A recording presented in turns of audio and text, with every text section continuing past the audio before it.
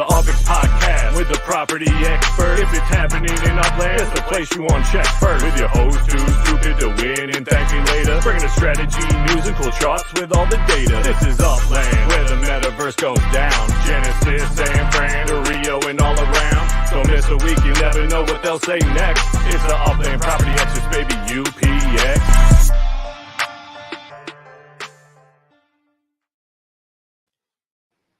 Welcome, fellow Uplanders, to another episode of the Upland Property Experts. I don't know why that screen wasn't down, but anyway, got it exciting.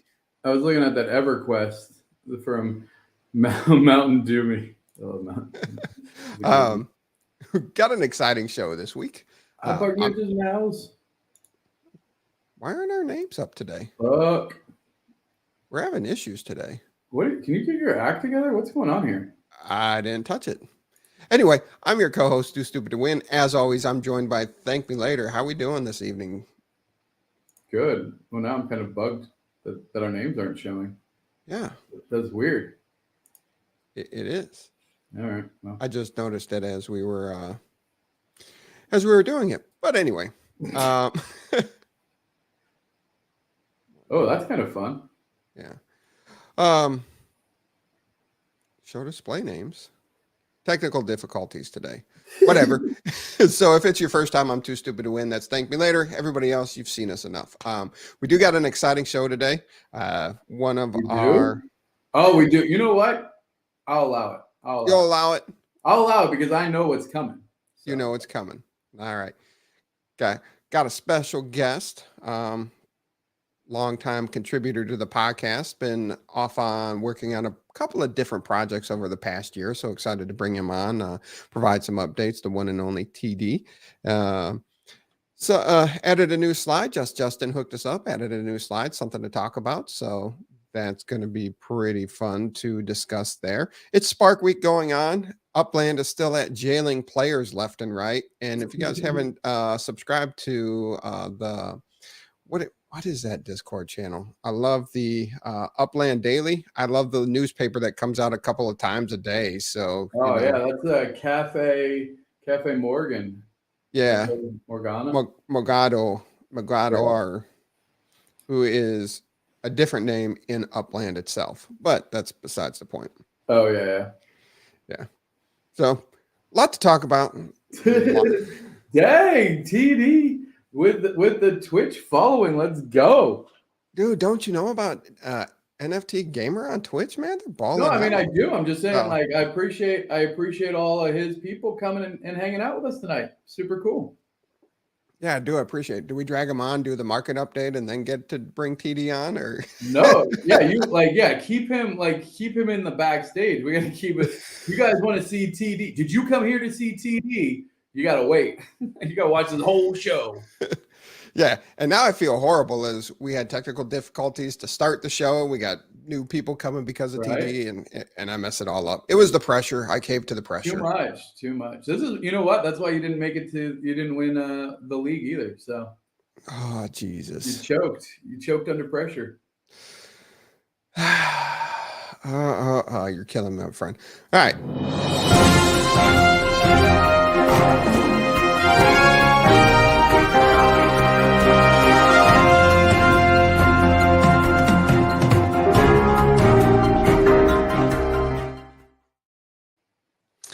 All right, there we go. Market update.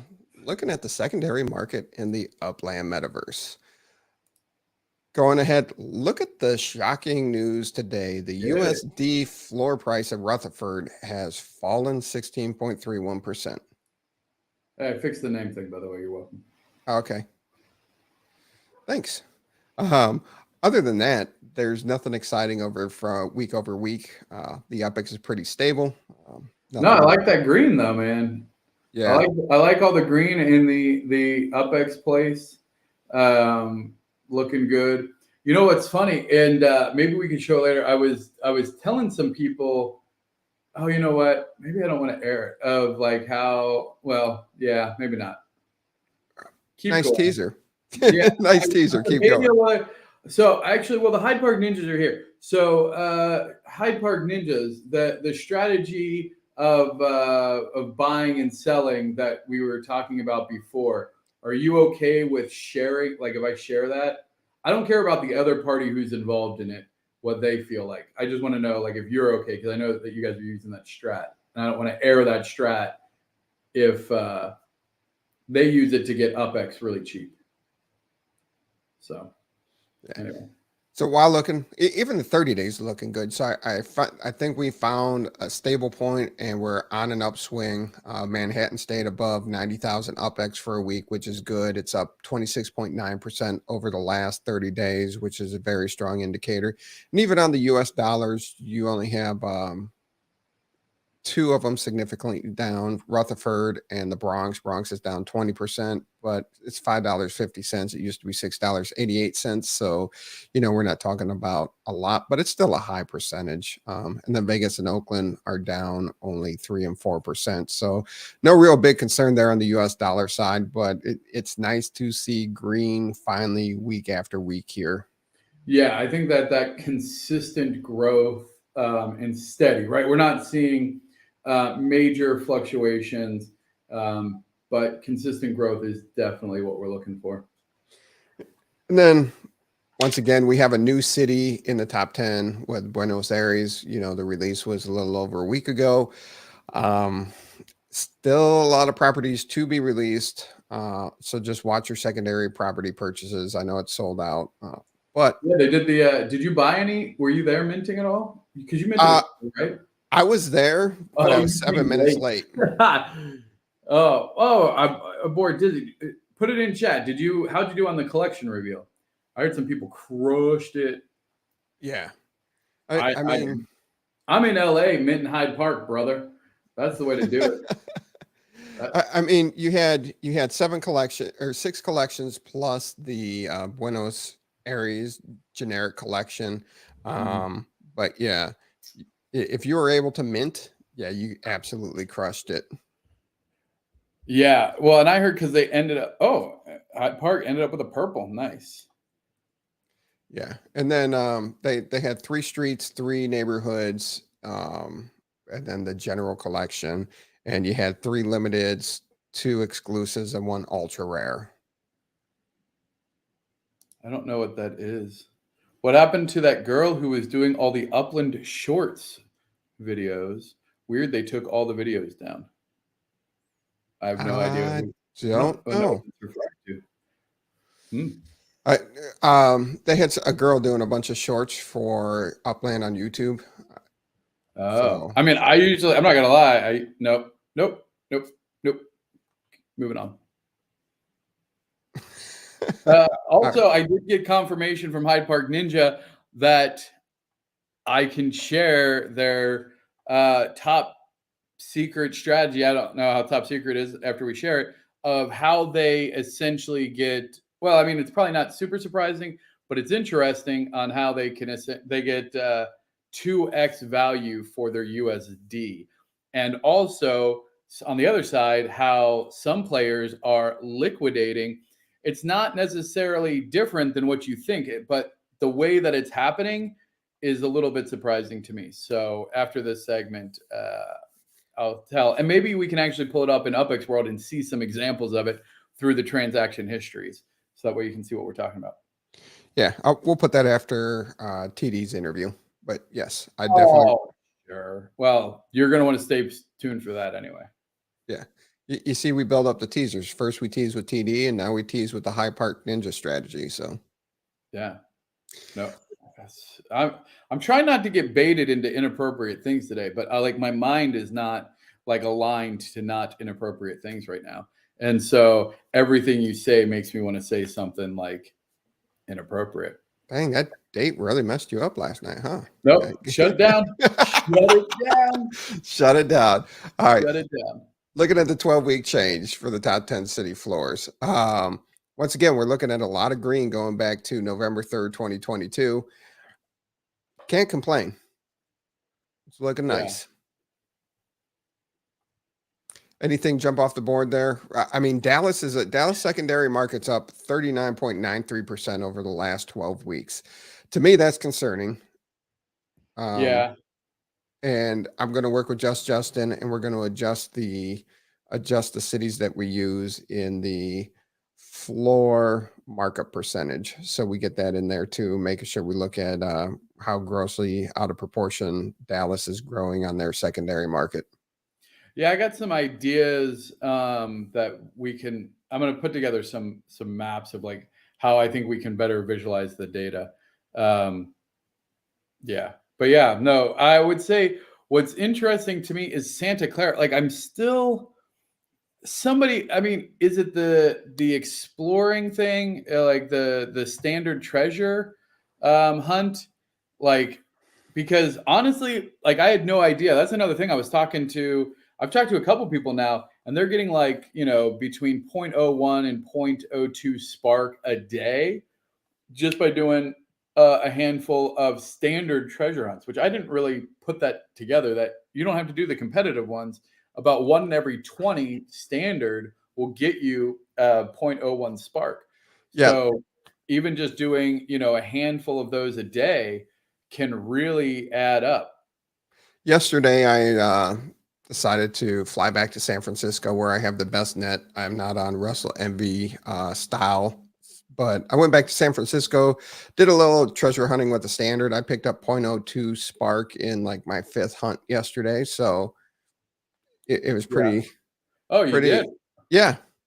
And I That's was like, awesome. I said, that's nice. So that was my goal today, to find out, how many it would take today to find a spark chest. But I didn't have the chance today like I wanted to, getting prepared for the show and just everything else going on. So X1 Shorts with the insight there. Loyal Doyle has massive holding in SC, and him and his dad bring in around 5 million UPX a month.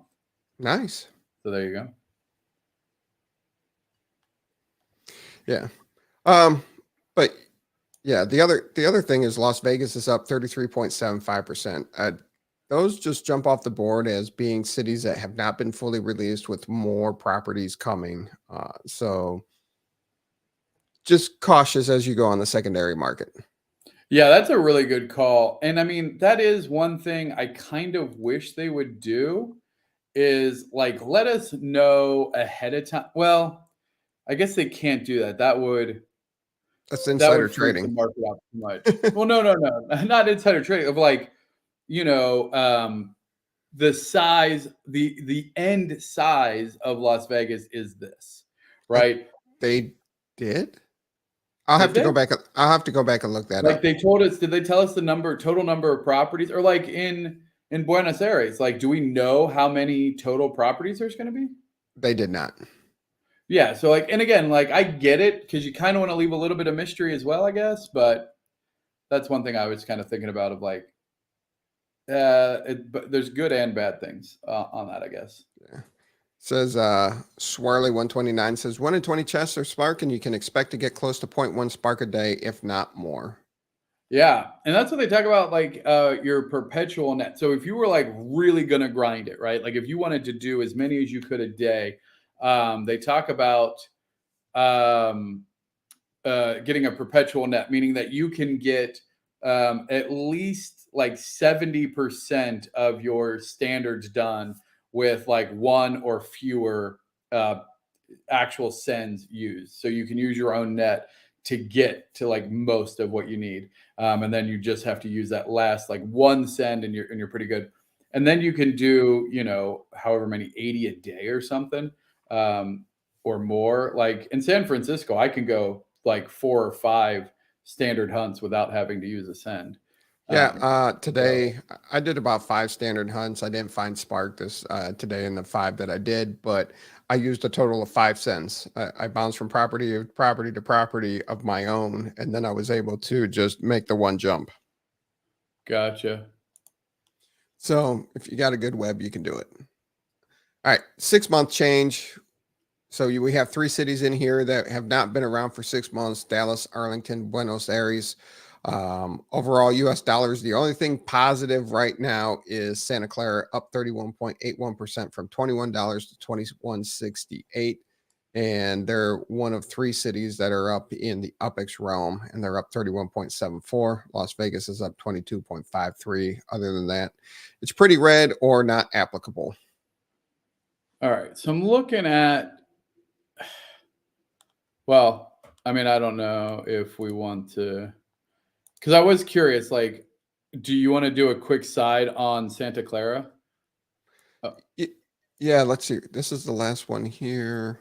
Yeah. So, yeah, I'll stop sharing and we can do a quick one on Santa Clara. All right. Well, here is, and bonus. This is a sneak preview of the new, the upcoming UPXWorld site. It's kind of small to see. Hold on. Let's do it as a pie chart and then zoom in. What is it? Control there. All right. So this is Santa Clara, top owners by property. So here's our top 10. We can scroll this if you want to see like top 20. Here's your top 20. So who is actually holding here? AA Holdings has the most at 659. Kevin the Man. Wait, so is Kevin the Man Loyal's dad? Who's Loyal's dad? What's Loyal's dad's name? Kevin the Man is... It's not Kevin the Man. No, Kevin the Man is part of, he was one of the co-founders of Upland Millionaires. Oh, okay. Then we got Doyle. Sanctum. And yeah, so here's that. Now here's some other cool things. So I'm curious, like, oh, well, here we can see by size. Let's see. Oh, well, I mean, that's a very interesting. Big A comes up. Sanctum, not surprising here. So it looks like Doyle has a lot of smaller properties. Nothing wrong with that, but that is interesting. And then let's see. So the other thing that I look at, especially, well, and more to do with neighborhood. So if you want to break it down by neighborhood, but I am curious. Oh, that's interesting. So Spark. Now, why is that interesting? MV Motors is based there, so yes, they'll have the biggest Spark investment. Yeah, so that's you know what? I never even thought about that, is the fact that you can look at those players like MV Motors. You can actually go look at that account. That's actually interesting. So, because then does anybody know how much Spark it takes to make a car? Somebody had to have figured that out, right? I don't know if anybody has. I haven't paid attention. Honestly. All right, put a pin in that. I'm gonna don't let me squirrel away from that. MV_Motors. So like here is Porty. I don't know if I can say that name. That's Potty Cam or Potty. Oh. Whoa. Yeah. All righty. Yeah. So we'll just call him PC. It's not.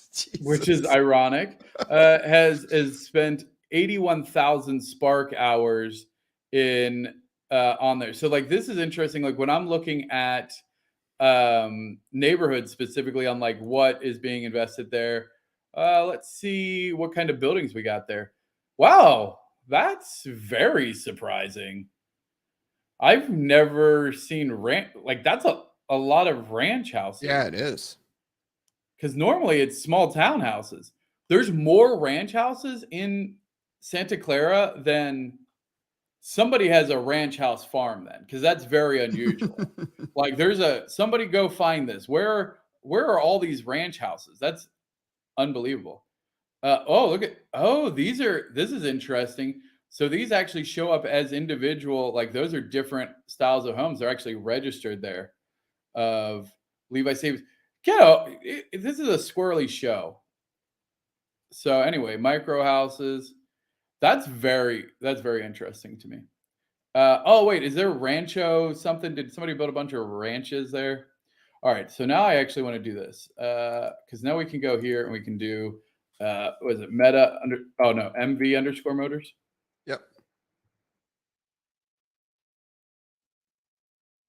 And then I think we can see where they stake their Spark at. Net worth, nothing. Hit the Spark history. Click it. Click. Okay. Unstaked Spark. So they only have 40 Sparks staked, which isn't surprising. So here we can see their. Oh, wow. So at one point they had up to 200 Spark staked. Very interesting. So it seems like, I don't know why they wouldn't have max Spark staked all the time. So anyway, somebody can do data sleuthing if they want and figure out, like, this is how many Spark hours during this time and what vehicles got produced. You could calculate how much Spark hours they actually cost, for the record. So let's see what cars they have. They had supply chain issues. Yeah, they did. Land vehicles. Do they have any vehicles? Are they holding anything? I wonder, are these ones that haven't been sold? Oh, they have all of the mint ones that they haven't. Oh, wait, where are these at? Hold on. Man, you just like skirted and drove us way off the cliff. Yeah, sorry. I'm in a squirrely mood. My ADD is out of control. We can go back to normal. I am super squirrely. I was just curious because like MV Motors, like where are all the view? Wait, where does it say where it's at? It does not. Oh wait, locate. Oh, Ninja. Oh wait, are they on the property? Looks like it. Oh, okay. I hate that. I hate that when you click out of it, it does all that nonsense. I hate that. So do you like everybody got geeked that there was the whole world view? It zooms out to the globe now. So are you liking it, hating it? Oh yeah. Okay. So well. I mean, it's cool and all. And if my team hadn't built it like months ago, I would be more impressed. But UPXWorld, you can go back and look. We built this months ago. So this that's a red planet. yeah, you're right. It's a red planet and it has interactive links. Where I mean, this is a blue planet, and I mean, you can't. They have interactive links. Well, not really. You have to like drill in. It just zooms in. Which again, I'm not taking anything away. I do like it. I always have liked an interactive map. Theirs is scalable and dynamic. Theirs is super cool. I'm not going to take anything away from it. It is really cool. I love being able to zoom out to that. But yeah, we did it first. But anyway. Yeah. All right. You did it first. Wonderful, wonderful. All right, you done sharing? I mean, I guess. Oh, wait, hold on. Go here. Oh, Jesus. One Mission Street. One Mission Street. Look. Oh, okay. Wait, nope. That's important. Yep. It's being built. So are we running the same kind of contest? I give a test tube. No. Or you give a test tube and I give a... No, I've already staked. It's already max staked. Oh, you're no fun. You're no fun. All right. Anyway, it's being built. All right. But yeah, this is coming soon. You'll have all the UPX data mines coming soon. And it's got, again, you can see the data. It's dynamic. You can pick your own kinds of charts. And the insights is going to be fantastic. So anyway. There you go. There you go. Yeah, I'm done. I'm done. You can go on now. I can go on. Thank you. Thank you for giving me my show back.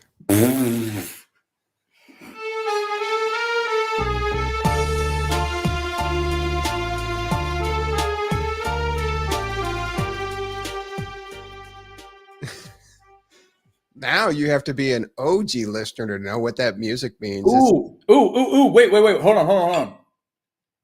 First person, TD, you can't say it. If you like first person to say what that theme is from, I will give a test tube statue to. And it can't be somebody who's like backstage. If you're one of the backstage people we talked about it, don't ruin it. Dizzy, Boulder. And look, I see you guys. There it is. No. Oh, look at little ego right there. Oh, okay. I thought he went with the. I thought he went with a little ego right there, but it was a mistype. There you go, Recurrier. Absolutely true. That is the New York Minute featuring Keith Davis. I mean, you know what? I'm gonna give it to both of them. Okay. Mountain Dew me. I don't know what your in-game name is. I hope it's that because that's awesome. Send me a trade for any test tube statue over mint 60. Recurrier, send me a trade for any test tube statue over mint 60. They are yours. Congratulations. And yeah, the New York Minute, the Little Italy show with the one and only TD. Yeah, that started out years ago. He was a initial contributor to the show that brought us the updates once Manhattan launched, and he'd give us insights each and every week. And then him and BDAG started to host a show once a week too, under the Upland Property Xperts podcast. So it's great to have him back. He's been doing a lot with NFT Gamer, and we got a lot of people that interact with him here tonight. So bringing on stage now the one and only TD. How are we doing, brother? What up? What up? How you guys doing, man? All right. Here I am back at UPX Podcast doing the New York Minute. I think it was The Godfather. It is The Godfather, right? Where did you get that? Or is it kind of close? It was just like I looked for when I was finding the clips. I just looked for, I think I might have used Godfather in the description or something. I was just looking for that Italian style. Maybe I said Italian restaurant music or something. This. Hell yeah. Yeah. So yeah, look at all these awesome people. More cheese, Mount Doomy, Lex Luthor. Thank you guys. Sold me my first bag of crack, dude. I gave it to you free. I didn't sell you anything. The first bags are always free. What are you talking about? That's how you get them hooked. Exactly. Right. Liar. Sell that first bag. Yeah, man. Awesome. I love all the new updates, the video, whatever they're called. Transitions? Yeah, I'm a streamer. Trust me, I know what I'm doing. I'm a professional. Yeah, you guys are looking good. Physically, you're looking great on the with your setup here on StreamYard and yeah, man. She's on Twitch. We got a lot of Twitch people tonight. Yeah. If that's why you're not seeing. So you might not see some of them. We post it. We have YouTube and Twitch simul streaming. So we have listeners from all walks. Yeah. So what's up, man? What do you guys want to ask me? What do you want to talk about? What's been going on with NFT Gamer, man? Yeah, bro. Well, shit, quite a bit. The latest news, or should I start with I mean, holistic view, like for people, because we probably have some listeners that don't know. Okay, yeah. So a long time ago, back when I was on the UPX podcast and active in Upland regularly, this guy came in and threw down $20,000 USD for the Grand Central Station. Yeah, and I had to get an interview with him. So I reached out and we started talking. Team Outlaws looking tiger tonight, dude. I got an interview with him and BDAG, and struck up a friendship. And the TLDR is we became friends and business partners, and that was the birth of NFT Gamer. Didn't do a whole lot other than community building. From like an NFT project. We stayed pretty much a media company and built our community. We have an amazing core. We have an amazing community. And now we're looking to make some moves to fix Web3, man. Web3, I can't believe we got to this point with it. I'm sure you know what I'm talking about with all the news and everything. And we're doing it wrong. I think that they've been doing it way wrong. It reminds me of that meme with the bicycle and where they jam the stick in the front. Like in 2008, we were crying about the housing market and we were saying, eat the rich. And we were down there crying about the 1% in central banks. 2009, Bitcoin, I think that was the first year, right? And in the white papers, like, peer-to-peer, peerless, or peer-to-peer currency, you don't need banks. And then what did we do? We fucking took it. I mean, friggin' took it and turned it into a central bank. I'm sorry. Franklin bomb. Does it bleep here? I'm sorry. No, it does not bleep here. And here's the most amazing thing: for as much as ThankMeLater used to drop Franklin bombs when we were just audio on the podcast, he has cleaned up his act so much in almost year that we've been going live on YouTube now. Like it's a rarity that we get a Franklin bomb. Yeah, I'm sorry. That's all good. It's all good.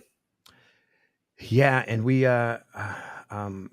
need to fix it, man, because we went right back to where we were at. We gave a centralized bank all of our money again, and this time this dork took it. You know, have you seen him? I remember when TD did his first live. Whoa, snap! Ooh. That is some research from More Cheesy. Damn. Oh. Yeah, and you know, I was talking to BDAG because there were some things that happened with Upland that I was not pleased with, and I was talking to BDAG about it, and he's like, "Well, the last episode we did wasn't in person. Do you remember?" And More Cheese was there, and Ben68, and you were there. And it was we did it on your NFT Gamer channel. Yeah. Did we? Yeah, that was the last UPX. Yeah, you invited us all to it. Yeah. Yeah. So I didn't intend for that to be the last one that BDAG and I did.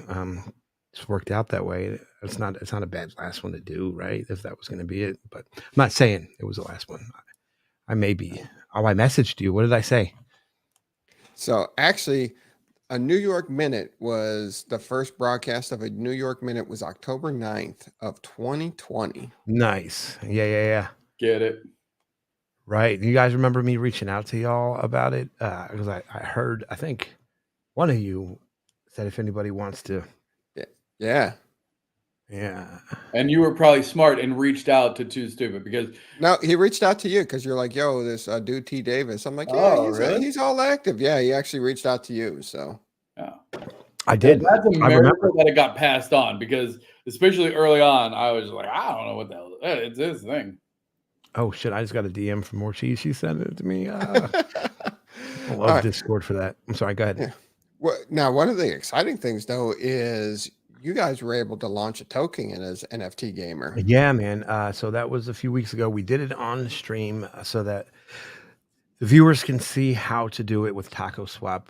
So the Taco project is a very close project to us, friends with the founder and the developers and all that.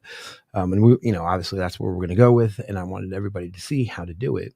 So we're streaming it, and I'm trying to be very cautious because the one thing that I didn't want that every token, at least on Wax, has seen is like the initial like, and then, like straight up and then straight back down the plateau.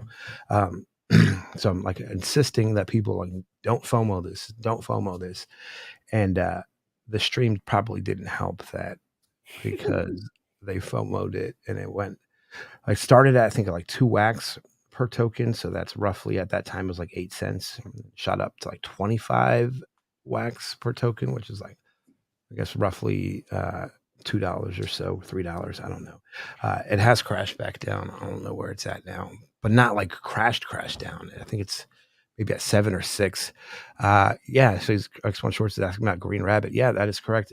Sandy and I did in fact work on Green Rabbit together, as did Courier in the audience. Almost all of Metaforce was on. I'm leaving that huge chunk out. There would be too much to go over. There's a lot. There's a lot. And whole mini series on that. You can definitely go check previous episodes of the podcast because we did cover that in depth. And so anyway, moving on. Yeah, and so the token's out. Now we're looking to get some syncs out. I have an NFT on another project called Mining Architect that I need to come up with pricing, and I just how do you price an NFT that's got a caricature of your face? Like, I don't think you do, right? Don't you ask somebody else to do that? Because anything that you say is wrong, right? They're too high, too low. I don't know. Just remember, you'll never make everybody happy. It's true. What? Yeah, that's definitely true. So that's coming out soon. We're working on it's a concept. It's kind of difficult to explain. The TLD TLDR on that would be, and I just saw a space on it, a Twitter space. It was a Solana project with a project called Backpack, and they're doing X NFTs, so executable like .exe files and NFTs. I feel like it's the next logical step. They're Interesting. Yeah, like if to people that I explain it to, because I have been able to successfully, test it and implement it. In fact, it lit Twitter on fire because a couple weeks ago, I had a video, and it was y'all both know Atomic Hub, right? Yep. Yeah.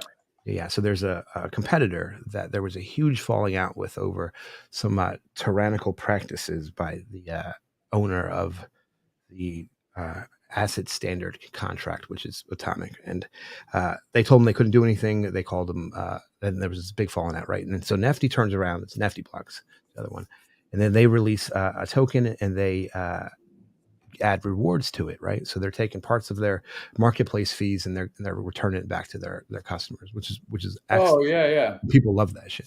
Well, Yeah. the only Like a problem dividend. yeah. Their UI sucks, right? And no, I mean, I think they know it. They're getting better, but at that point it was really bad. And not to mention there's just a force of habit of using the same website like over and over. Like why does Craigslist still look like that? Because everybody knows it. You know what I mean? That's so funny. Yeah, that's very true, eh? Yeah. Right. And so I made it an add-on. So I'm using a browser add-on, and I found this amazing framework that really makes everything easy. That the add-on feature that is run entirely by an NFT is you can use Atomic Hub's UI, but when you make purchases, you earn your Nefty rewards. And I did this whole thing with all of their CSS. I changed out all their images. I made a Nefty hub. Like I combined the names. I mean, it was hilarious. And they didn't think it was funny at all. I still do. I think it's hilarious. They didn't think it was funny? Oh, no. Shit, I shouldn't say this. No, they like almost threatened legal action, but not directly to me. And so that's, like nobody will talk to me about the things that I say on Twitter. It's weird. They'll go to like Sani, like they'll try to strong arm Sani, like go tell him to stop saying this. So it is what it is. I was fine. Just this person asked me if they could tweet it, and I said, yeah, go ahead. Yeah. The next thing I know, there's a fire on Twitter, and it subsided. Although I really do enjoy raising issues on things that I see that are wrong. Sure. Batman of Wax. Look at that. Super. There you go. Confirmed. Super Dud confirmed that your identity has been revealed. Yeah. That was my point. Craigslist looks like that because I mean, it's fast as shit like that, or fast as hell like that. Sorry, two curses. I replaced one with the other. Did you hear that? like you're making TML melt down over. Yeah, dude. I'm sorry. We are getting demonetized immediately. What are you doing? Yeah. My bad. Monday we have a secret plan all along. Bring a bunch of viewers, drop some curse bombs so we get blacklisted.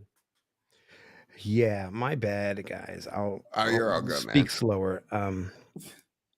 Currently there's some issues that I have with Wax governance, which EOS has governance as well, I believe. In fact, I think they kicked their guys out. They were on block 1 criminals left, but Wax has criminals as well, and they're running everything, and I can see it. I haven't been able to prove it yet, but without a doubt, like I know how bad guys act. I grew up in New Jersey, man. Like I grew up around fake mobsters, real mobsters, real Wall Street, and boiler room guys, and so I know all of those personalities. I can feel it when I talk to them. Like, oh yeah, you're a bad guy.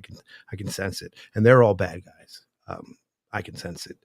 Wow. And it's a sweeping indictment on all of the Wax core.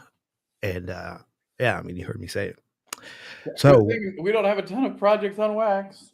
Yeah. Well, no, we're gonna save it. Don't worry. We're gonna save it. Oh, okay. Yeah, absolutely. Yeah. On Monday we have a couple of I don't know. I wouldn't call them celebrities because they're not. I don't know what you would call them. Big wigs, big thinkers, power thinkers is what I call them. Ooh, power thinkers. Yeah. There you go. Sounds like a Yeah, good we got a couple of power thinkers with credentials, like a credential list, like very impressive, and high profile experts. There you go. Yeah. Yeah, like we have one of them was quoted in a commencement speech as being a globally recognized expert on government, right? And so you want to talk about governance, let's do it. Let's talk about with this guy here, and we'll explain to him what we see as problems. And then because these when guys is this that happening and how do we tune Monday. in? Monday. Yeah, Monday, I'm gonna try to get some, I want to get some real Get us we got like a link. Is it gonna be on your Twitch? yeah. So we don't have the time. I'm meeting tomorrow just to go over a lot of the details, but we're not gonna with them. I had an interview with one of their inspector generals, and they're very definitely, they're smart. They're smart guys, but they're technically smart. And then like I was saying, like I can sense it. Anything that you question them on, it's immediate defense or denial. And I just know from experience, really, that like when you're asked about something that you didn't do, it's not always that thing, right? You don't just leap to a denial. You ask questions, or you try to understand why the person is asking the question that they're asking, not just immediate defense or denial. And it's very telling. So anyways, Monday, I'll let you guys know. I'm going to try to get some good coverage of it, but one way or another, it should be interesting. Let us know. Yeah. So what do you have going on with NFT Gamer for the future here for 2023? Well, we just so one of the candidates for the election that I was just talking about, his name is Mike D, fellow New Jerseyan. We have a lot in common, actually. The Mike D, like Mike D. Nah, from the Beastie Boys. No, I'm sorry. I think, is he in Upland too? Oh, that's a good question. No, so. You're throwing back to who's Michael D. That's oh, where shit. you're thinking. Oh, you're going way back there. Michael Who's D? Michael D? Is that why I know that name? Yeah, that's why you know that. Who's Michael D? Yeah, it's hilarious. What if it is, though? There's somebody's burner account from early on in Upland. Yeah, that's funny. That's really funny. Yeah. Mike D, we're going to start working like closely together. He has a project called WaxDAO. There's this whole other thing about them today, but shout out to WaxDAO. They're doing cool things. He's a back-end dev. I'm a front-end dev. We can both do both. We both suck at the other thing, so it makes a whole lot of sense to be working in tandem. You suck the back, he sucks the front. Which way was it? Mm-hmm. Dude, you nailed it. Dude. You nailed it. Look, I was the masturbator, and he got you. He got you. Yeah. It wasn't me. It wasn't me. Good one. Let's see what else. Well, we're gonna be pushing out this concept platform, man. I want to commoditize skill sets. I want to create a more sharing and open and sharing functionality and sharing knowledge and just pieces. I mean, I guess maybe TML might understand some of this. So you remember when microservices came out, I think it was like the Uber girl or whatever. She wrote that book on it, and like they pioneered like microservices, but they were back end only.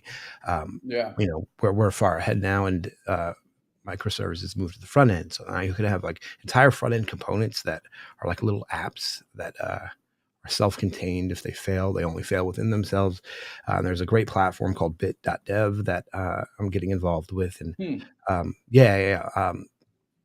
a lot of smart contract in Web3 is, so the smart contract is your back end pretty much. Oh yeah. So I mean, smart contracts are kind of like microservices, I guess, right? Right. They are, right. And so if you have a microservice on the other one, like now, like the simple things like logging in, like I shouldn't have to rewrite that code every single time and differently across all these projects. Or like, every project on Wax needs to, for the most part, query inventory. But why is everybody writing the same shit differently? Like why are we doing it this way? And especially if you're not using your own node or your node API, your own API, then it's really, interchangeable, right? Because you're using public ones, and those are all the same. And there's just things like these that we could be doing a lot better. I think those things should be open sourced and shared. And then anything that's like kind of cooler that you could make a profit off of, like why are we not putting it at commoditizing it? And there's I like that a lot. Yeah. Yeah. There's a lot that can be done with that. I mean, Wait, is that like what NFT Hive and I guess there's a couple. It's a marketplace. The marketplace. So they like, is that kind of like a smaller version of that? What's the other one? What for Courier? What's the one that I meant to? It might be NFT Hive. Yeah, NFT Lux. Yeah. That's it. Their marketplaces. The only project I've seen that was close would be that Solana backpack, and they're doing it through a mobile browser. Like they're creating a mobile OS. So the problem that needs to be solved is, first of all, you can't just put like executable code in an NFT and then say, hey, go run this. Like nobody's going to do that. You're going to have malware and viruses and Trojans and you name it. So there has to be some sort of either code review or an oversight. And so, initially it'll be oversight. And then I think the next part is how are we doing this? Like, are we, is it for desktop apps? Is it for browsers? So for browsers, you go with browser add-in, right? Because they can do anything on a website as long as, but only on the client side, right? So if you gave me code, well, I mean, if you did, it would only work for me if I had it installed, right? Yeah, but I mean, you can do like in Ajax, not is it Ajax call, right? That's yeah. I mean, you can access the server client side. It's just very resource intensive. Yeah, you can't run this. Yeah. So we're playing with for that specifically. If you know what WASM is, WebAssembly, it's like machine code. It's what the actual smart contracts run with. Well, that's now compatible with some like modern browsers. You can do really cool stuff, like take an entire database and stick it into a browser. Like I'm going to tell you, in like 3 or 5 years, we're going to see entire nodes, like blockchain nodes, like running in your browser. And so everything's right there. It'll be wild. All you need is a network connection. And now we should clarify for listeners who are like Upland centric, I just want to when TD is saying running nodes, he's not talking about neighborhoods. He's talking about good point. Technical, good point. Related content. Yeah. So that's what I'm really looking forward to. Just the technological advancements. Tech is going to fix this. It's not going to be regulations. It's not going to be sanctions. It's not going to be putting criminals who are going to crime anyways in jail. It's going to be tech. I firmly believe that. Well, I mean, I think it's probably like tech and the community, right? Like the community, because you have to get the support of the community. Because you can build all the cool tech you want, and it could be the next laser disc or 3D television. Right. It could just like not be right if the community doesn't get it.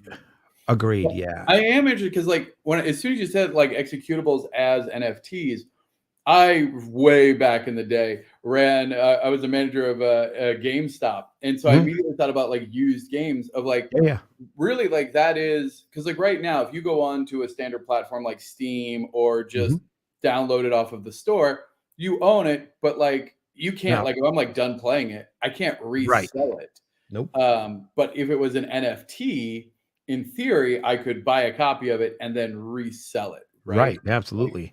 And if the game developers were independent, just think about the perpetual royalties that you just created for them, especially if it was like a banger of a game. And then, a small team in a underdeveloped or a third world country, right? They could probably knock out a pretty banging game, right? And either get paid like $5 an hour by their oppressors or get onto Web3 and sell it for $10 and sell 100,000 copies. And then, now what's up? What's the difference? You know what I want? You know what I'm saying? I do, because we are very much looking to do perpetual good. I'll take that from Dak.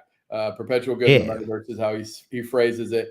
And I mean, there is a lot of underserved communities around the globe that this tech really change. That's what got me in here.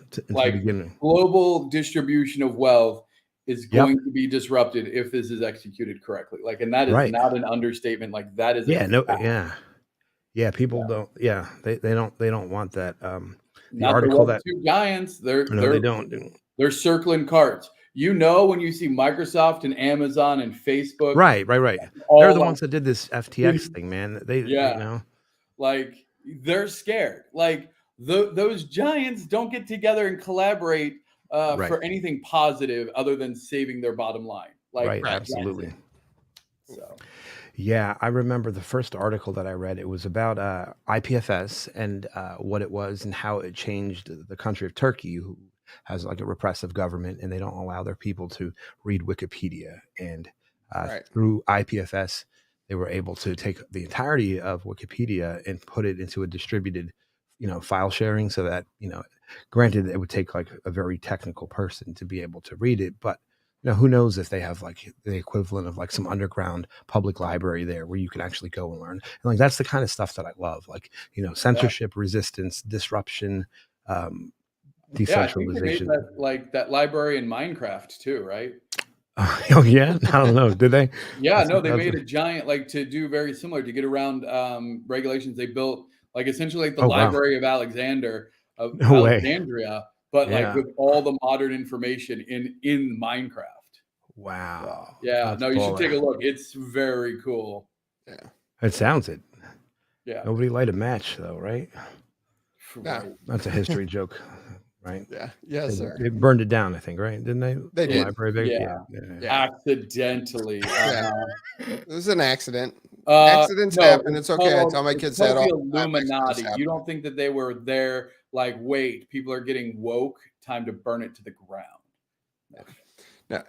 Anyway, TD, really appreciate you joining us this week. What else do you have before we get you backstage? Let me see. What do I have for you? Be nice to your fellow human. You never know what somebody's going through, so just be kind. And that's about it. Support small creators in Upland and abroad. Yeah, let us know the link for Monday, because definitely, definitely, we want to make sure our listeners are able to get that link and tune in Monday, or at least catch the replay of it. Yeah, it's all relative. It's relative to, I mean, they have governance right in Upland now, right? And so it's all going to be relative. So definitely. If you got time, definitely hang out backstage so we can talk to you after show. You got it. Thank you guys so much. Definitely check out NFT Gamer. And then we got all the links for that. So thanks, TD. We'll talk to you soon, brother. You got it. I love you guys. Bye. Love you, brother. Sure. All right. I did forget to hit the bottom floors. Detroit, Rio, Fresno, Chicago, and Queens. Rio dropped 60% from last week. Yay! That is one of the largest drops I've seen in a very long time. Is that is it one property? Like, did you pull it up to see, like? I will validate, but it usually it's a couple of properties. I don't have a standard. It's just got to be more than one property. So, gotcha. So it was more than one, but yeah. And then the other thing I did want to talk about. So I know the Candy Cane Challenge has been over, but this was a great slide put together today by Justin, and he broke down the top 20 finishers from the city, the neighborhood, total properties in that neighborhood, and the UPX floor. This is a telling thing right here, is when you have competitions like the Candy Cane Challenge, you're going to see a lot of these neighborhoods competing. And you do have some discrepancies in being able to buy into these neighborhoods ahead of time to be able to collect those rewards and participate and help those communities win. I mean, total properties, is that total properties minted, total properties total? Total properties total for those neighborhoods. Oh, but this is, so wait, so this is the top 20. This is the rankings. This is how they finished. This is how they finished in the Candy Cane Challenge. And it was the city with the neighborhood, total properties in the neighborhood, and then the UPX floor for those neighborhoods.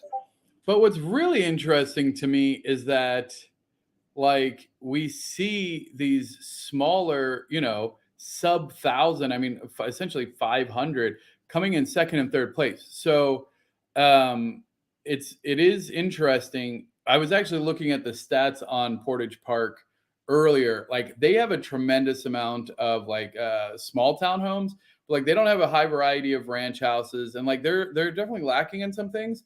So it's great to see, you know, a smaller neighborhood. How many properties does Alamo Square have? Do you know? Alamo Square is number 16 and has 316 properties. Get it, Alamo Square. Top 20? Hell yeah. Yeah, we just need a couple people to set some home addresses, participate a little more. And that reminds me, I got to get all my Christmas decorations back from China and Gabi. Yeah. So like, you know, this is really cool to see that. Well, I like your point of like price wise, which is shocking because Portage Park is actually one of the most reasonable of the top 5.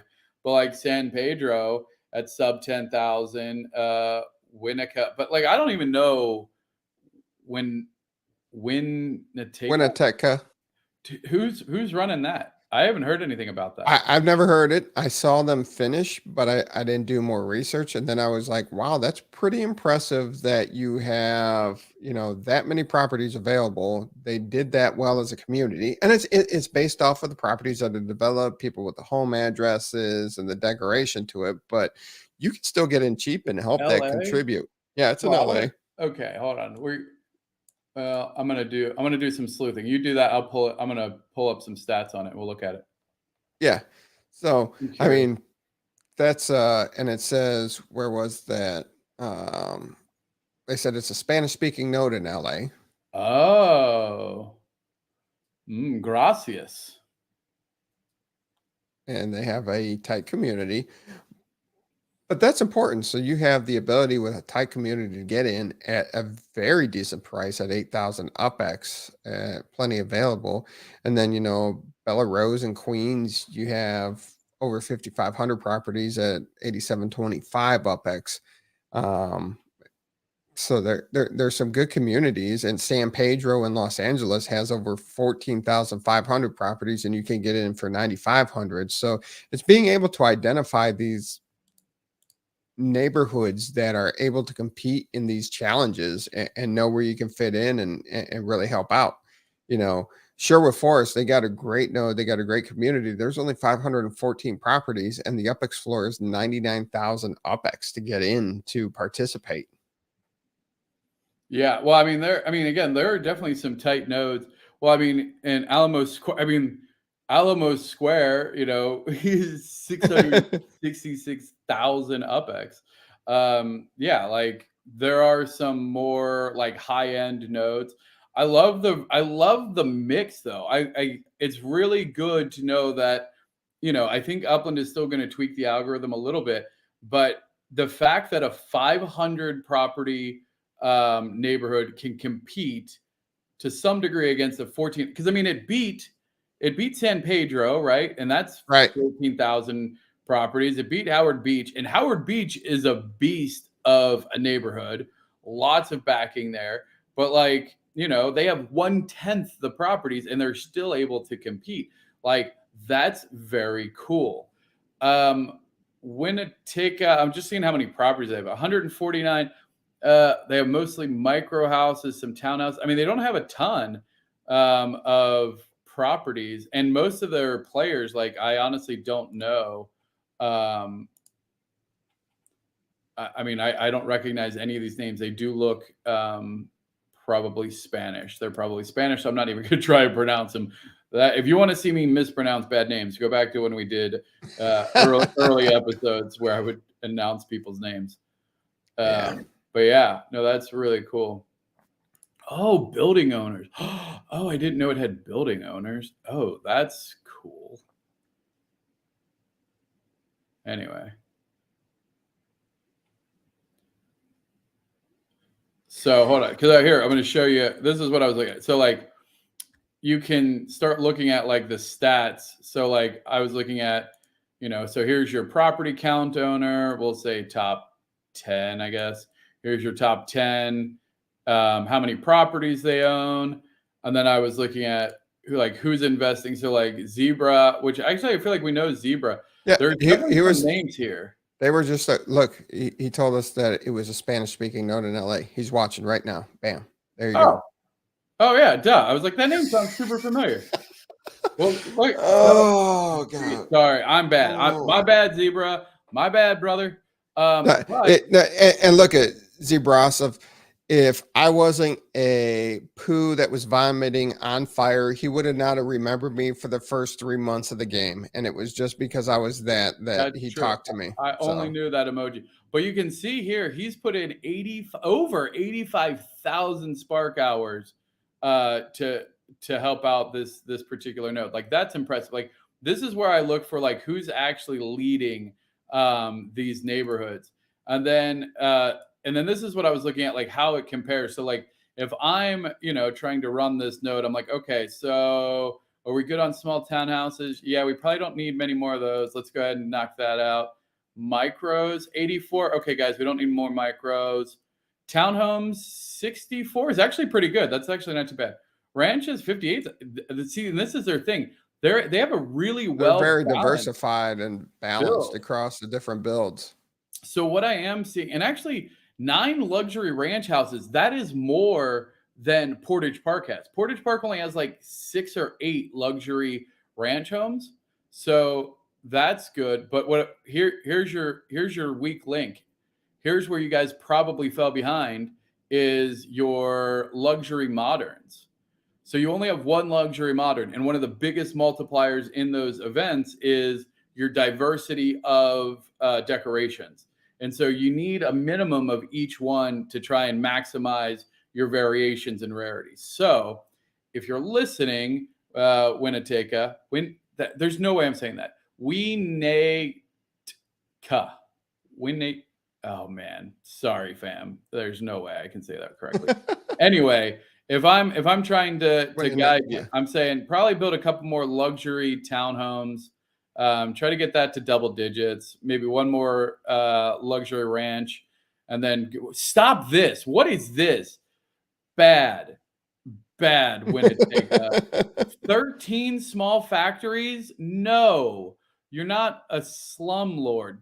Delete all of those. Waste. Sorry, it's just not. And like the chic Hollywood Hills, like that's cool, but you can't decorate them. So probably don't need to build much more of those. 1 large showroom, that's acceptable. This is nonsense. Stop building those. Hold on, I can tell you. Hold on, let's see what they're building. So let's see. And then so we can check it. I gave you the advice. So now we can check later to see what they're actually building. So they're building 35 ranch homes. That's good. More micros. 24 apartments in build is really good. Some small townhomes, good. They're not focusing too much on that. So let's get rid of these. Clean up the pie. Townhomes, good. No. Why are you building any more? They're going to be they could be a manufacturing hub. No, that's not a thing. There's no such thing. That's not a thing. Don't do it. Like, stop building these. It's a waste. You're not going to be building anytime soon. So that would give them 21 small factories overall. You don't even need 1. You don't need 1, let alone 21. Keep 2 maybe, but you sure as heck do not need 21. You can't decorate them. You can't have a residence there. You can't have somebody put their home there. Stop building them. They're bad. And I have no problem saying it. I take a hard line on it. No, I'm right with you. There's no reason for a neighborhood to have that many. And then that's fine. You got 1 small, 1 medium, assuming that these are built on reasonably sized properties. And then you have 1 large. So then at least you have 1 of each of those. That's fine. Okay. All right. If they're outside the node and they're just clunkheads, try and buy them when they sell cheap and then demo them and put up an apartment. Or actually, you guys need luxury townhomes or luxury. What's the other one? The other one that they're missing? Luxury modern homes. No, that's luxury modern. What's the other one? Luxury ranch. That's luxury ranch. Okay. Luxury ranch. Go build a couple more luxury ranch. Although it's good that you have some luxury moderns being built as well. So anyway, there you go. So this is a sneak preview of the upcoming UPX World. Oh, there you go. Now you're going to you request for neighborhoods. Let's go to Mercer Manor. All right. Hold on. Let's see here. We're going to go to our buddy San Fran. We're going to go check out Mr. Recurrier's Merced Manor. Let's go take a look. He just wants to see his name on like owner and Spark and all the big things. Here it is. June's pretty big there. Total owners by property, Recurrier. Yeah. Oh, hey, look at that. You're Jude. Look at that, 35. Wait, where am I? Oh, here. I got 29. Yeah. Okay, so let's see by top size. June has it by size by a good chunk though. Dang, he's got some big ones. We're way down. We're way down here. Yes, sir. I'm not even. Oh my gosh, I must have like a bunch of tiny ones or something. Here we go. Okay. Oh no, not too bad here. And then top owners by mint. So how much people spent? Oh, Recurrier and June have spent about the same on mint value. And then look, it's kind of interesting. Everybody else sat at about the same, minting, about 200,000 mint, with the top owners, 600, 700. Yeah, I got most of my Mercer Manor in the minting challenge for the blockchain heroes. Oh, me too. And you know what? The funny story. So they were like announced where the hub was, but I knew I can't remember who owned like the huge property right in the middle of it. It was one of the two guys. So I just assumed that that's where their building was going to be. And so I bought all of the things around it. And then I realized that the blockchain heroes thing was on the whole other side, but I'm happy with it. So let's see here. Building owners, not a surprise there. Recurrier leading the pack at 57 and June. So like we need probably people like me because I don't even see me, and I have 29 properties, and let's see, I have of my 29 3 build. Oh, that's embarrassing. Ooh, that's embarrassing. I'm gonna go build some right now actually. Right. Okay, let's find out what I should build. Now there you go. All right, so hold on, I'm gonna do pie. I like pie for this. All right. Oh my goodness. Wait. Oh wow. Wait. Is this right? Yeah. You don't have any luxury homes? The properties there don't support luxury homes. Oh. That's like a massive disadvantage. So townhomes, which is great because that's a 3 resident, like that's a solid. And most places will have the small townhome first. Apartments, only 5 apartments. So like this is a big one. The apartment ones, I think the apartment decorations also have the highest value. So if you are going to maximize something, apartment, you need at least, I would say, 20 apartments. But once again, Mercer Manor, the way that it's just structured, it's pretty much structured more towards the townhouse structure than anything else. It's a very long rectangular type area, and it's just very, very short rectangles in there. So what you're able to build is pretty tough. If you do have a big property, people have been putting the apartments in there because I pop in from time to time, stake some Spark, put another building up to build. Oh, you do? Yeah. Let's see, Mister. How much Spark have you invested? So again, this is an area that I look for on who is investing. Second row. Hey, second from their left. Yeah. Let's see. Can I get to it? 5,000. Hey, 5,000 Spark hours is not shabby at all. That's not bad at all. Wait, where are you? Oh, okay. At least you're top 3. 77,000. Yeah. June up there. 121,000. Get it? This is what I like to see. I like to see, the leadership. June, Recurrier, JC. Like these are the people that are leading the node. So they're putting their Spark where their mouth is, essentially. Like that's what you want to see. That's a hard, I hope that when they do like the official Spark exchange that gets tracked. Cause that's actually interesting. You know what? We might have to, I wonder if we could like integrate in with a Spark exchange and like UCC. I should talk to DAC and see if we can't get that in here. Cause that's a really good point. Like, for instance, I know for like Bones or like some of my big builds, like my Spark contributor would be minor. But but I paid millions to have it sparked. So that's interesting. That's a good idea, Recurrier. Let's see what's being built. So 4 and 4. We got 4 townhouses and 4 small townhouses to do that. Yeah, I know. Actually, I'll talk with Dak. We'll see if we can't get that integrated into the data. I mean, it's a scalable database. So yeah, I mean, if there's any properties that can house some of the bigger ones, that's definitely advantageous. That's really unfortunate. And something to consider if you're thinking about making a node specifically for the purposes of being competitive in decorating, you really want to take a look at what that looks like from a size and variation. What is this? Who's building a showroom? No, like you shouldn't. Showroom, a small showroom would be enough for an apartment for sure. Maybe even one of the luxury builds. Again, nothing necessarily wrong with it, but if it's big enough to house a small showroom, it's if you are going strictly for decorating height, right? Because you can't decorate a small showroom. But overall, especially if you want like meta ventures, if you're looking for more commercial space, obviously you're going to need things like showrooms. Honest to God, you shouldn't put factories in a node or in a neighborhood that you're planning on being active for really anything, because they're kind of dead. You should have your primary neighborhood, and then you should have if you're going to do a manufacturing neighborhood, do it next to it. Yeah, I agree. All right. Small showrooms are do Bronxdale.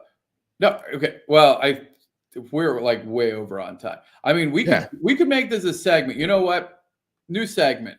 We'll do, if you are a node leader and you would like us to evaluate your node distribution, etc. Message me and message Too Stupid. And then when he doesn't answer, message me, and then I'll message him.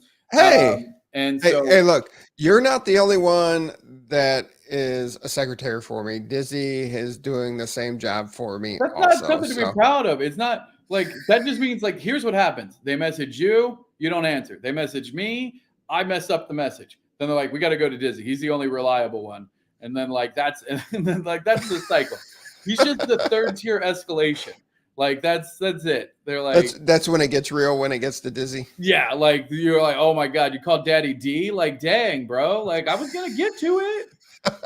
Like, why you gotta do me like that? But yeah, you can also. So hey, this is something. And honestly, I am doing better with my Discord messages. I do have it on my checklist to check it twice a day now. So, am I spelling that right?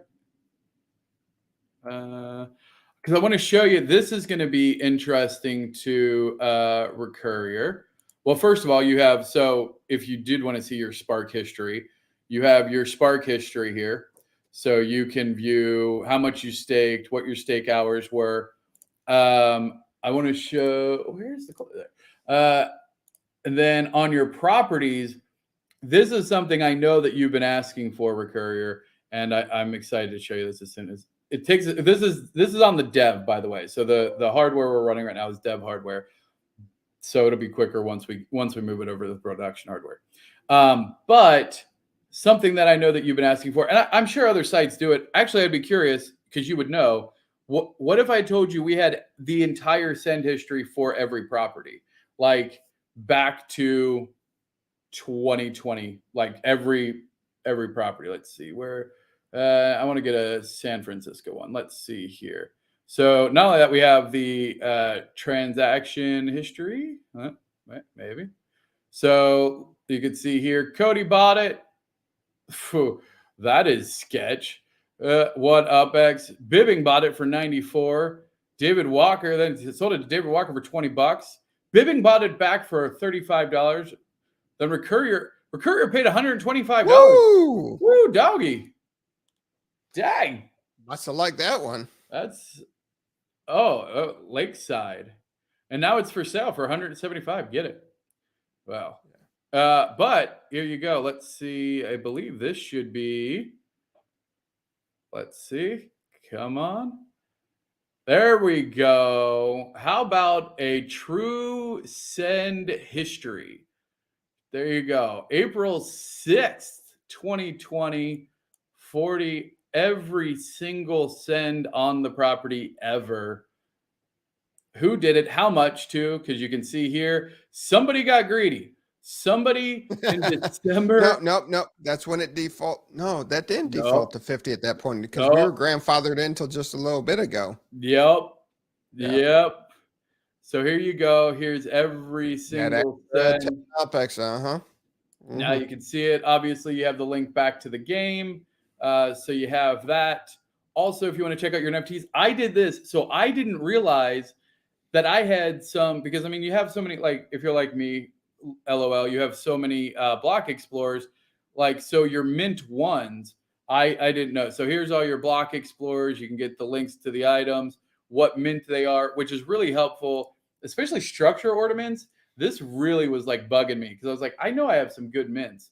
But then you can easily see here sorted by mint on all of your gorgeous property ornaments, all this good stuff. So yes, I don't know what this is supposed to, I'm curious what that was going to be. But yeah, we're still in development. Do you have any vehicles? What's your vehicle situation? Oh, he's got a nice collection. There we go. Nice. Yeah, so this is the up and coming. Do you have any decor? Some Nominum, some dinkies, some porta potties. He's got mailboxes, but he doesn't have an anvil or a test tube. Well, he won a test tube today, so True. He's gonna get rid of that. Yeah. All right. Yeah. So anyway, we got definitely cool stuff coming through. So stay tuned for that. Sends, yeah. So I'll just tease this last thing. So if you know Chat GPT, it has Open API, has API. I'm just saying there might be an initiative to, connect our massive multi-million row database to the most advanced AI currently available to the public and give you not just the most sends, but then what is the most valuable or best offered property in the entirety of Upland based on not just the interest, not just its potential collection, but also its frequency of send, which does impact quite dramatically its monthly earnings, because small properties that are very cheap that even get a couple of sends, depending on treasure hunting activities, can actually have a significantly higher base return than some of their peers. That's all I'm saying. There's a taco tool out that, if you're on your desktop, it shows you the sends in the area and you hit a button and it shows it really quick. So if you're treasure hunting on the PC, which your key treasure hunters say don't do, but at least if you're on a desktop, it has an overlay and shows you the cheap sends right by where you want to send. So you can identify it really quick. You hit it, it pops up, you pop it back out. So, I mean, depending on the city, if you're doing a standard treasure hunt, man, that's a money add-on right there. It's a taco tool. So yeah, I heard about the taco tool. They said like some people like toggle it. They turn on to see and then toggle because it does slow down your browser. But that is super cool. It is. And we can remove this. Speaking of governance, go vote on the carnival. It's done. The carnival decorations. Oh, it's over. It's over, yeah. I lost. You lost? Oh, but hey, it's all right. Joe Lives won. Yeah.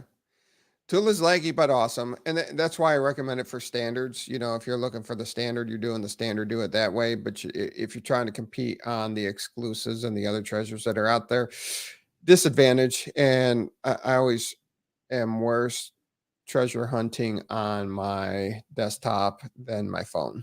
So dang, I came in like second last. Y'all. Wow, really? Yeah, like actually 9%. But hey, I'm stoked. I'm so happy because very loyal and active players. Joe Lives, and his was super cool. Honest to God, like all the gold and stuff, I'm going to be buying some for real. And Humble Life, very loyal listener at 12%. I think he actually came, third place. So congrats there. Oh, now I'm kind of curious who won all these. Yeah. All right. And then one of the things I did want to share tonight to talk about is this was kind of a little blurb. It wasn't put out to, like as an update on itself or as an article on itself. It was just an update on the Buenos Aires. But starting this week, Upland is periodically unlocking FSA properties to accommodate incoming players. They're not telling you which city, they're not telling you how many or whatever, but it's just to keep a steady stream of inventory for incoming players. So that's interesting. That is interesting. Yeah. So they're just going to replenish their FSA inventory. They're not going to make announcements about it. They're just going to look at the supply and demand of the incoming players and unlock properties. Ooh, shout out to More Cheese for winning hers as well by a hair. That was a close race. Ulicio, which we saw their name before, Ulios. Were they in the one of the nodes or something we looked at? Barely beat out by More Cheese, God of Pixels, with her football fever. Good job. Agency crushed it. It wasn't even. Yeah, the agency had a sweet building. 30%. And while you're looking through that, a lot of players are being jailed lately in Alcatraz. Some players are still jailed. Upland's got kind of cray on it. So, but moving through it, it's nice that they're enforcing it. But some people are getting just caught up because they interacted with the suspicious accounts. They do get cleared, but there's a happy medium somewhere. Well, and it's not just that. It's the problem is because like I've dealt with some of the players that are on that list, and it's not necessarily like, so what is a jailable offense, which is obviously against TOS, is any off-chain transactions, meaning like if you buy something with USD and just like send through PayPal, which, I was guilty of before that was like a big thing. Like I definitely did that. Like I made but as soon as they came out with like, hey, you will be put in jail, stopped it. And so the problem is, like, for instance, like let's say you wanted to buy a car before the car showrooms came out, or like an NFT for USD. Some people will sell a house for USD, and there's some other stuff that you could do, but then it looks suspicious on the chain.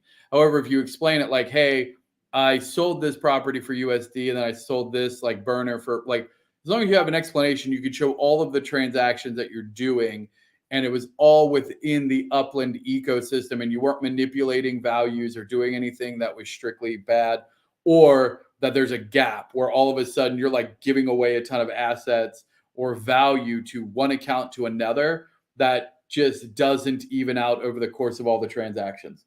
So just be aware of that. People selling UPX for USD, that happened. I mean, that used to be a very common thing. I'm probably gonna, for the people, I was gonna tell the secret yes. So actually, if you want to do that, you can't sell UPX for USD. That's a no-go. Can't do it. You can sell items for USD. So what our Hyde Park Ninja was, I didn't even realize, like they were buying properties specifically in San Francisco for like $12, $14 USD, listing them then for like 25,000 USD. And the funny thing is, the one and only, the notorious DJ Shorts was selling is selling them for like $12, $13. And then the Hyde Park Ninjas, and again, there's no collusion. There's not collusion between them. The Hyde Park Ninjas are just buying the bottom floor of USD and then listing for the floor in UPX, and it gets them, or like, good UPX value, and they get tremendous value for their USD to UPX because they're trying to get UPX in. And DJ Shorts is one of the biggest buyers of it back into UPX. So they buy it from DJ Shorts for like $12, $13, list it for 25,000 UPX, and then DJ Shorts ends up buying it back and then putting it back up for sale. And so again, they're not colluding, because it's not like they set it up, because the ninjas are just buying the floor and just selling it, and there's a variety of buyers for it. And it's not like, but it's interesting. Like that's one way. And then I was talking to somebody, we had mentioned the Block Explorer thing. because the block explorers don't have the limits. There's no Right. all of that. Yep. But somebody made a really good point because I was talking to him about it, and they're like, the problem with block explorers is they don't move very quick. No. Even at the floor, because it's location based, because it's a more niche market, the turnover rate is so much slower. Even though you do get a higher return, if you're buying in USD and selling for UPX, you get a better return on block explorers. However, it's a much slower turnaround where the floor of cities is quite active. So anyway. What? Oh, interesting.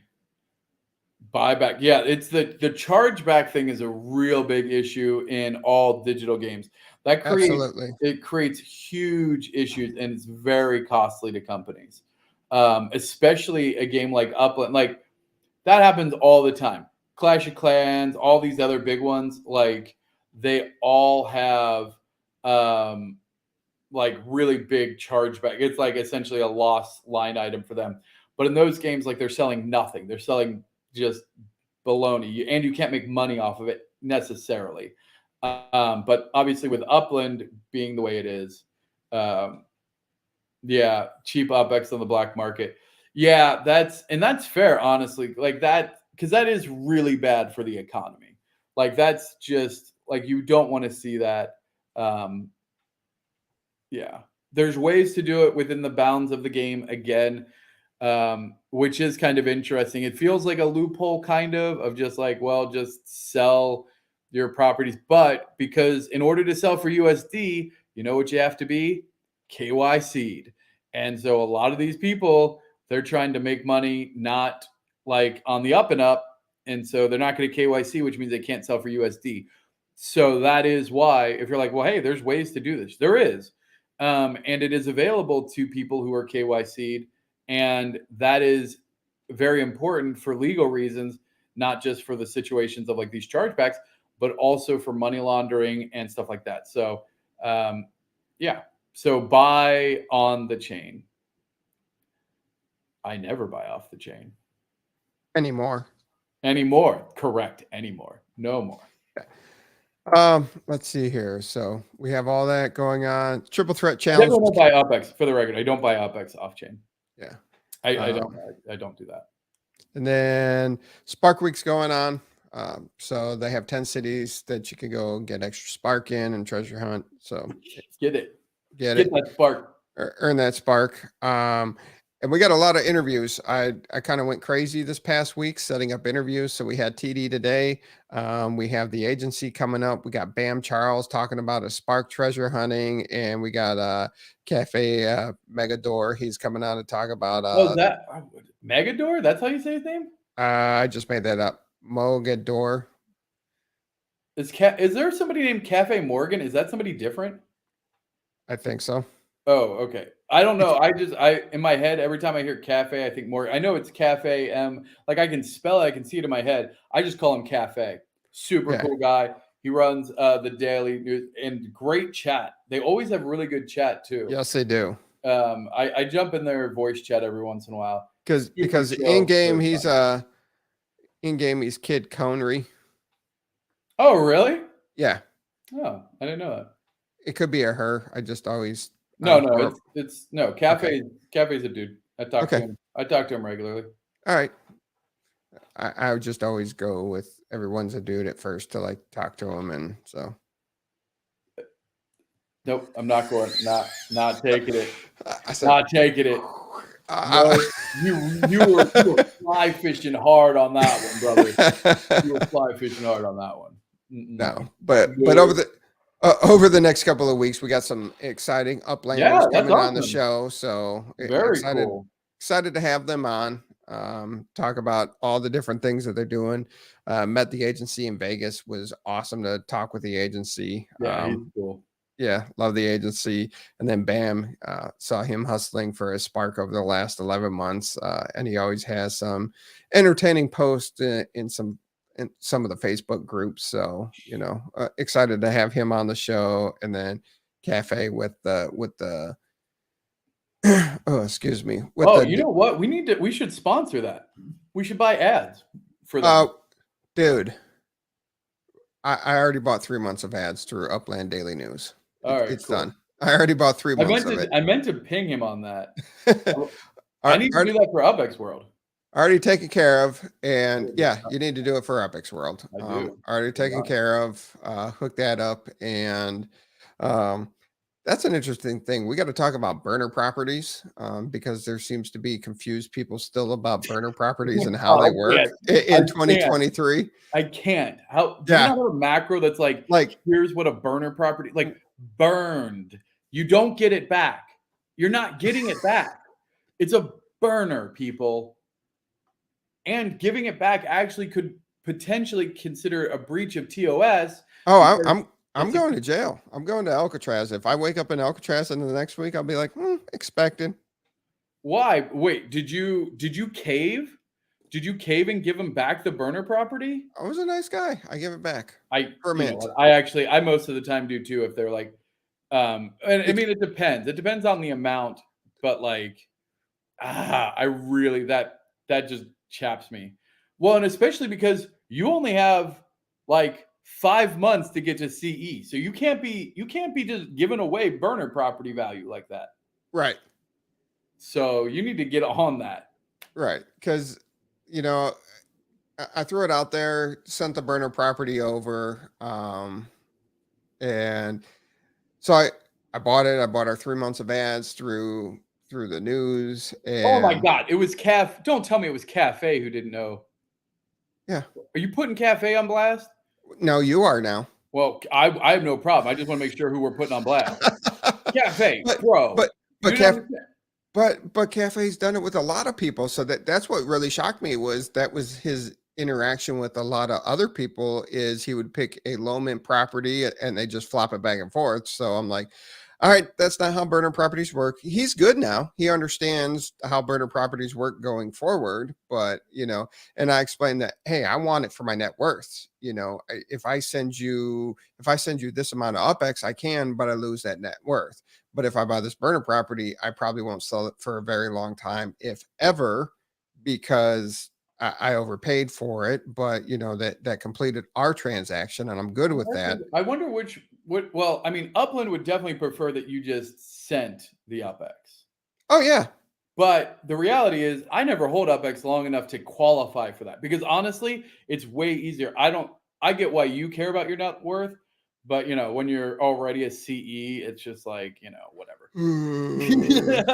Yeah. But, like I usually can't send. I would love to just send the UPX. It's way easier. But I'm curious from an Upland perspective, if they, no, because it would be double dipping back to the person that you bought. So if you buy a property for 250,000 UPX, let's say, and then, so at that point, the net worth stay the same. They go up 250,000. You stay even, which is how it should really kind of work. But then if you say lower that and they buy it for 100 UPX back, they now have gone up 250,000. They've gone up 500,000, really. Yeah. Like, so that would be that'd be worse. Oh, and I did it in less than 12 hours. So yeah, I'm going to Alcatraz. You're not going to Alcatraz. They got a list. I hope that they need to get a white list of like, don't put Green Turtle in jail. Don't be putting Dizzy in, like, they have to have a list because I can guarantee that algorithm is never going to do anything against Abdullah. Like, are you kidding me? Can you imagine the day, like if can you imagine the alarms that would go off in the comms room at Upland? Like, are you kidding me? You sent him to jail? Get him out of there now. Like, are you insane? Could you imagine the chaos? Yeah. But yeah, I was just shocked at being 2023 and I'm like, hey, do you want me to just send you the UPX? I prefer to do a burner because I want to maintain the net worth. And they're like, oh yeah, I'll send you the burner. And then made the transaction. It's like, all right, set it for this price, set the percentage here and I'll offer original mint. I'm like, that's not how it works. I'm like, he goes, well, that's how I've worked with a lot of people on it. And that's how we've been doing burners. I'm like, no, wrong. I think we just need a name for that. Like, that's okay. Like, you just need to set the expectation. Is it a burner property or is it a temp swap? Like, Yeah. like a transition property, like burner or transition. Like, just tell me up front so that way I can like decide if I'm okay with that. Like, there's two types, and some people are probably okay with one versus the other.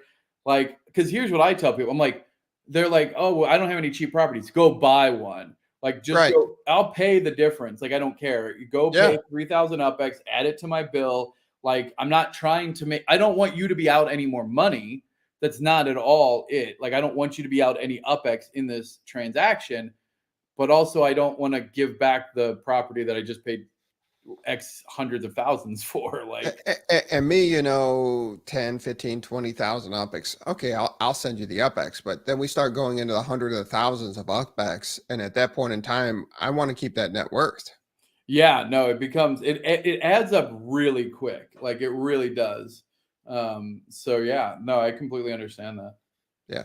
So, and that was nice, you know, I really like what Cafe's doing with the Upland Daily News, and So cool. I love everything that he's doing there. I wanted to support it, help him out, get advertising in right away, help boost the show too, because we should have way more subscribers than we do. So definitely tell your friends. And I kind of now- like now- that now- we're a niche market, because the people who watch this get the good stuff. yeah, Like, but here's we the got other the- thing. There are returning viewers that still haven't subscribed. What? Yes, that's where it gets it. They come back week Shame. after week, but they still haven't pushed that Can we subscribe name button. shame? Can we get a list of the name of subscribers? I- And I then got a list of the subscribers, but I don't have the people that don't subscribe and view. I well, don't I have mean, that but, information. I mean, I can look at the subscribers and then go, hey, Jimmy, I don't see your name on this list, bro. No, I'm What sorry. list? I don't know if Jimmy's on there. Sorry, Jimmy. If you do subscribe, we love your milk and cookies. Please come back next week. Jimmy subscribes. Oh, okay. Sorry, Jimmy. Jimmy subscribes. That was an example. What about Usinate? Tell me Usinate subscribes. She subscribes. All right. Lucifer X. And I'm just like, Subscribes. all right. So then who you mad at? Who isn't subscribing? I don't know, because I don't think it's the people that watch us live. Yeah, exactly. Yeah. Oh, there you go. What about lopsided? I'd have to look that one up. Well, he gave the thumbs up. I'm gonna say Okay. Subscribe. that means. All right, that's fine. All right, Matt. We pushed this one super long tonight. Yeah. Extra special episode. Yeah, exactly. So, no, I'm with you, Swirly. I like that we're kind of low key, you know. But I mean, at the end of the day, we do want to grow the audience. But yeah, it's kind of we get the good stuff. We get the good interviews. We have the good data. I think we have a very entertaining show usually. So, I mean, I'm entertained. And we are the original. We were the first We ones are- to start. We're not even like there's no one even close, and we've been consistent. Left House was close. Left But, House like, started up but- soon but after he's us. not. He doesn't do it anymore. I mean, No. he does like He is does his spam. stuff daily, but yeah, he's not all Upland. Yeah. So like, we're the original. Plus, I think we're the only UCN members that got to name a release, Yes, that is and correct. I think we're the only UCN members that got an exclusive Block Explorer collection release. Yes, that is true too. Galactic Buck, yes, following is the same as subscribing. Yes, you're Oh, over is on it- Twitch, is- so yeah, Yeah. Following, subscribe. Yes. yes. Yes. Yeah. Thank you, Now, Galactic. if you do have YouTube, just go ahead, flip over there, and hit subscribe. So Yeah. And then and actually Buck, so if you haven't seen it, it's on Twitter, it's on most of the Discords. There's a bunch of charity auctions and events happening to support Metaverser and his wife Callie Rose 8. good call there. Yeah. Yeah. No, so if you haven't, put your Block Explorer. If you have the cancer ribbon, please display that. If you don't know the story, I can't share it, not because I'm not allowed to, but because I will have an emotional breakdown because it is heartbreaking. And so go and support our family at Buck. Yeah, big big picture is Callie Rose is losing a battle with a disease and won't be with us much longer. So there's some fundraising going on for that. So definitely help out somebody, a great couple, and help them out. So yeah, we'll leave it at that. Yeah. Hate to end that on the sad note. You got anything else before we get out of here? Yeah, we need to pick it up. Oh, okay. If you UPX, no. Well, I want to put it on a positive note, because like I'm gonna go like binge eat some Ben and Jerry's now. Like, if you want to play UPXWorld, we have the alpha launched, and there is an exclusive. If you collect all 100 Xenon during the alpha, you join an elite alpha Xenon elite group, and there's going to be a lot of perks for it. There's only like a handful of people that have done it. So go to the Discord, download it, and collect all 100 Xenon, post a screenshot of it, and you are in. There you go. Can I outsource this to somebody for me? As long as you get the screenshot. I mean, assuming you're outsourcing it to a kid, not like another player, but yes. Yeah. And then this is a touchy one. First Upland gallery is marked on the map. So, well, yes, and shout out to Elijah, the real node. It is the first community created UDN marker on the map that is linked in the game. Yes, 100%. Absolutely huge accomplishment. Great job, real node LA.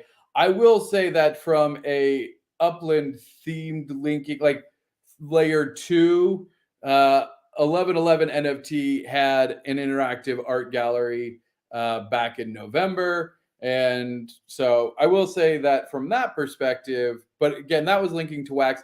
And honestly, like the gallery, the art there does link in Elijah's links to Wax as well. But it is in the Real Node LA, pretty interesting thing. And yeah, congrats to him and the team for that. And the Real Node LA is definitely a super cool node to be a part of. So yeah. Oh, I made it. They made it to the other shit. Yes. Architect is working on some cool Bones Balboa stuff, which I maybe preview next week. Really cool stuff. Anyway. I got no Discord phone number. I got no Discord phone number. Does that mean you can't? I mean, you should. I don't know what that means. I don't know either. I don't know what that means. What do you mean I have a Discord phone number? I don't know. I don't know. Message us. Wait. Then he can't DM us on Discord? I don't know. Saying he doesn't have Discord? I don't know. I don't know. Leave us some comments. We'll chat on YouTube, I guess. Or in game. We're on in-game chat. You can hit us up in Upland. Absolutely. All right. Everybody be safe. Have fun. Thank you for tuning in. Yeah, this went late. Yeah. Can we wrap this up? I've been trying. But definitely thank TD for coming on. Definitely check out NFT Gamer, all the cool stuff they got going on. They have all kinds of different games going on that they do coverage on, their streams and everything there. Got a lot of cool interviews coming up. Definitely check that out. Make sure you're telling your friends to check us out if you enjoy the show, and please help us grow. And if you're a returning viewer and you continue not to hit that subscribe button, please hook us up. Really appreciate it. Thank you so much. Everybody have fun, be safe, and see you soon in the metaverse.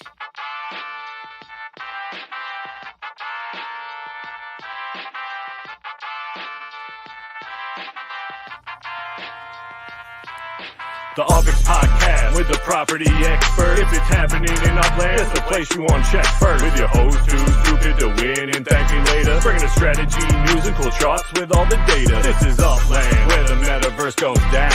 Genesis, San Fran, Rio, and all around. Don't miss a week, you never know what they'll say next. It's the Upland property experts, baby, UPX.